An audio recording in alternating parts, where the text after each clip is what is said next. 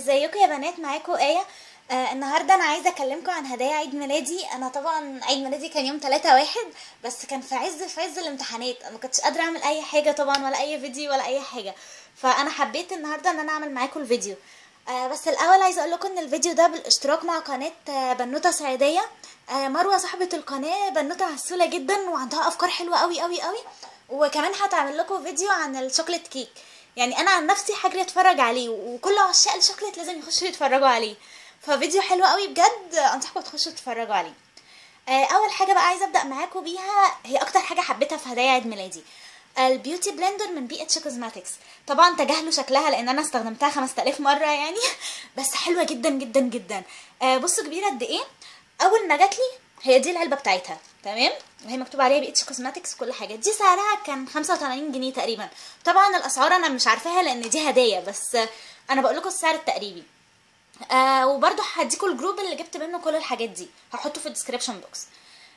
نرجع بقى البيوتي بلندر دي، حلوه قوي، ما تفرقش عن ريل تكنيكس باي حاجه، وحلوه قوي. وكمان عايزه اقول لكم ان هي اول ما جات لي كانت صغيره، وبعد كده لقيتها نشفت. انا كنت نفشت انا اول ما لقيتها جات لي هديه يعني قلت دي مالها صغيره قوي كده، افتكرتها اللي هي بتاعت تحت العين.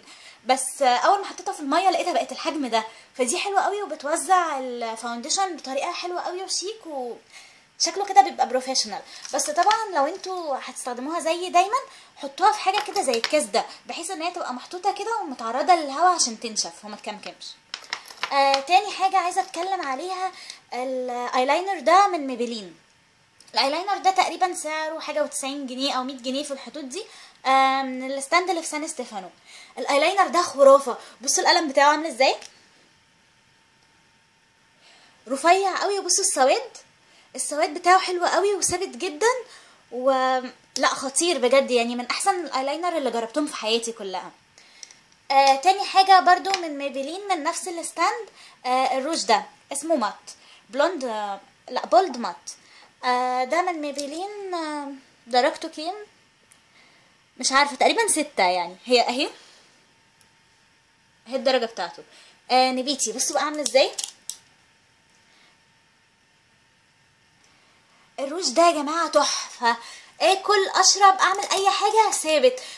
كنت طالعه رحله وقعدت فيها، يعني هقول لكم الساعه كام، من الساعه 6 الصبح لحد الساعه 1 بالليل كان لسه موجود. متخيلين كام ساعه؟ حلو قوي قوي. تالت حاجة عايزة اتكلم عليها، المانيكير ده من اماندا، اسمه نود. ده اللاين الجديد هو اللي انا حطاه النهاردة. حلو قوي وثابته كويس ولونه كده طبيعي. يعني لو انتوا عايزين تستخدموا حاجة الصبح كده ما تبقاش مثلا احمر او اسود، او لو انتوا بتحبوا الدرجات الهادية هيعجبكم جدا. لاين نود ده نزل حلو قوي، ان شاء الله هجرب منه حاجات تانية واقولها لكم. جالي كمان البرايمر ده من الف. انا كنت متكلمة عن برايمر الف ده في فيديو كامل.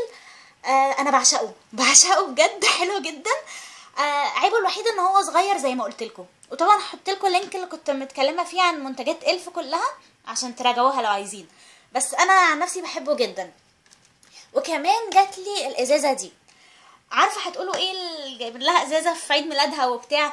انا الازازه دي كانت عجباني جدا، علشان اخدها وانا رايحه الجيم، لان هي بصوا فيها بتاع كده من عند الايدين بتتمسك، وهي شكلها حلو قوي.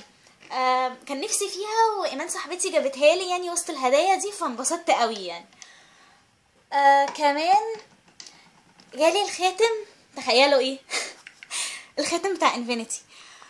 الخاتم ده حلو قوي قوي قوي، من اكتر الهدايا اللي بجد بسطتني. بصوا شكله في الايد عامل ازاي، بجد كان نفسي فيه، وجالي من واحده يعني صاحبتي عزيزه عليا، وبجد انبسطت فيه جدا جدا جدا يعني. دي كده الهدايا بتاعتي كلهم كانوا جاييني في البوكس اللي ورا ده. استنوا اوريهولكم. كانوا جاييني في البوكس ده. بصوا كده من فوق معمول فيه ايه، وكان كل ده بقى مربوط بقى في شريطه، وكان شكله حلو قوي يعني.